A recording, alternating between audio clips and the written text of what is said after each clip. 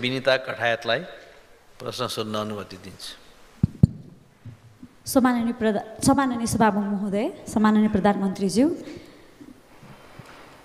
अलि भर्खरै प्रधानमन्त्रीज्यूले भने जस्तै त्यही नक्साको त्यही चुच्चे नक्सामा हामीले ल्यायौँ भनेर प्रधानमन्त्रीज्यूले त्यो बेला ल्यायौँ भनेर प्रचार पनि भयो र हामी सबैजना खुसी पनि थियौँ र गर्वित पनि थियौँ कि हामीले आफ्नो भूभाग पायौँ भनेर। तर अहिले आएर त्यहाँका नागरिकसँग भेट्दा र त्यहाँका नागरिकका डकुमेन्ट्रिजहरू सुन्दा हेर्दा र न्युजहरू हेर्दाखेरि चाहिँ त्यहाँका नागरिकलाई नेपाली हुनुमा कुनै पनि गर्वित फिल छैन। उनीहरूले भन्छन् हामीलाई नेपाल सरकारले के दिएको छ, आफ्नै गाउँ घरमा जानलाई भारतको बाटो हिँड्नु पर्ने नेपाल सरकारले हामीलाई के दिएको छ? महँगाई छ, हामी यहाँ कति महँगाईमा बसेका छौँ। हाम्रो व्यथितिको विषयमा त्यहाँ काठमाडौँको राज्यमा बसेको त्यो सरकारले नभनिदियोस् हामीलाई हामी नेपाली हौँ भनेर। हामीलाई बाटो छैन, हामी भारतको बाटो भएर आफ्नो गाउँ घरमा जाँदैछौँ। मान्य सदस्य, तपाईँको व्याख्यामा जाने हो कि यो प्रश्न नै हो सभामुख महोदय? व्याख्यामा गर्ने हो भने तपाईँले समय लिएर कति व्याख्या गर्ने त्यो गर्नु पर्यो। प्रश्न नै हो सभामुख महोदय। प्रश्नमा भने तपाईँ प्रश्न जे हो त्यो वाचनमा जानुहोस्। र त्यहाँका नागरिकले आफ्नो गाउँ घर जानलाई कहिले नेपालको बाटो प्रयोग गर्न पाउने हुन्। सँगै कर्णालीको राजमार्गको विषयमा कर्णालीको राजमार्ग नै छैन र त्यहाँको जुन बाटो छ त्यो पनि मापदण्डको विपरीतमा छ, जसलाई मृत्यु मार्गको नाममा भनिन्छ। र हामीले पनि कर्णालीवासी, मेरो कर्णालीका नागरिकले हामीले कहिले राम्रो बाटो प्रयोग गर्न पाउँछौँ? दोस्रो प्रश्न, प्रधानमन्त्रीज्यू हालचालै जुम्ला जानुभएको थियो कर्णाली प्रतिष्ठानको दीक्षान्तरणमा। त्यहाँ त्यही प्रतिष्ठानमा एउटा एमआरआई मेसिन पनि छैन प्रधानमन्त्रीज्यू, युएसजी मेसिन छैन।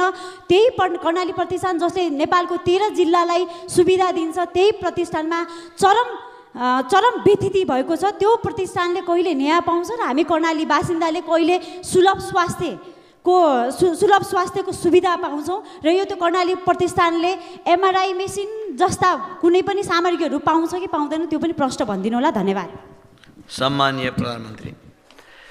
सम्माननीय सभामुख महोदय, मान्यज्यूले उठाउनु भएको प्रश्न अलिकति त अघिल्लैमा गइसकेको छ, त्यसमा दोहोऱ्याइरहनु परेन। र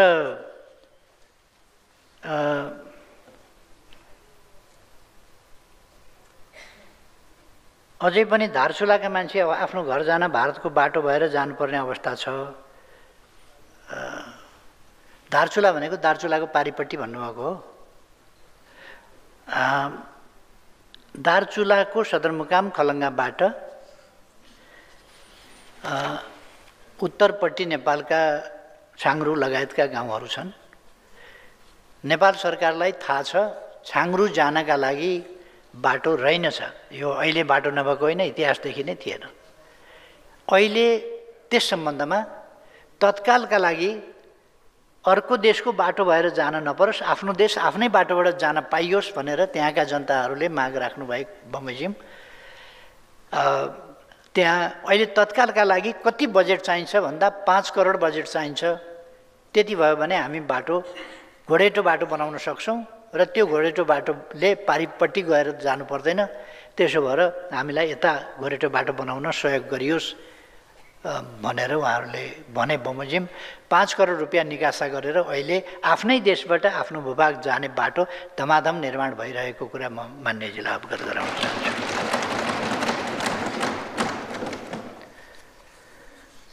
कर्णाली प्रदेश एउटा दुर्गम प्रदेश हो र त्यहाँ सेना मार्फत सबै सदरमुकामहरूमा बाटो पुर्याउने र पक्की बाटो पुर्याउने काम भइरहेको छ।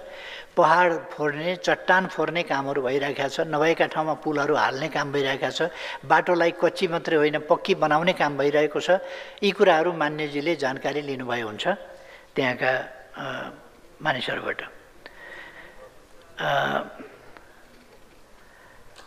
यो ब्रह्मदेवदेखि झुलागाड, दार्चुला, टिङ्कर सडक यसका लागि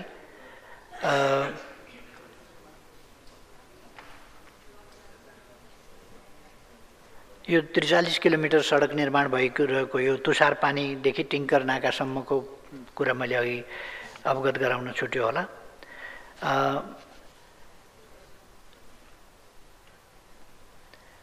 जे होस् यो बाटो बन्दै गरेको कुरा नेपालै भएर हिँड्न पाउने सुविधा बनाउने प्रयासमा सरकार काम गरिरहेको कुरा मैले बताएँ। अरू बाटाहरूको सन्दर्भमा पनि दुर्गम जिल्ला हो, त्यसकारण पहिले ट्र्याक खोल्दैखेरि बाटो चाहिँ एकदम डबल ल्यानको राम्रो सुविधा सम्पन्न बाटो बनिसक्छ होइन, कहीँ भर्खर ट्र्याक खुल्दैछ, कहीँ भर्खर काम हुँदैछ। त्यसकारण जे होस् ट्र्याक खुलेर गाडी हरेक सदरमुकाम पुग्ने खालको प्रबन्ध अहिले मिलेको छ। अस्थायी पुलहरू निर्माण गर्ने कामहरू पनि भएका छन् र दुर्गम ठाउँहरू चाहे त्यो महाकालीका बजाङ होस् अथवा बाजुरा होस्, त्यस्ता दुर्गम ठाउँहरू अथवा बुढी नन्दा, अर्को नन्दा, यी नदीहरू हुन्, यिनीहरूमा बेली ब्रिज राख्नेदेखि लिएर कर्णालीका बाटाहरू र कर्णाली स्वास्थ्य विज्ञान प्रतिष्ठान भर्खर खुलेको हो, त्यसलाई भर्खरै अपग्रेड गरिएको हो र त्यहाँ सुविधाहरू कम भएका हुन सक्दछन्, तर त्यसलाई हामीले कुनै विकृति भन्नु त मिल्दैन, त्यसमा न्यूनता भन्नुपर्छ। त्यो न्यूनताहरू क्रमशः पुरा गर्ने दिशामा सरकारको ध्यान गएको छ र सरकार त्यसमा एमआरआई सहितका विशिष्ट सेवाहरू प्रवाह गर्नका लागि ध्यान दिइरहेको छ र त्यसै गरेर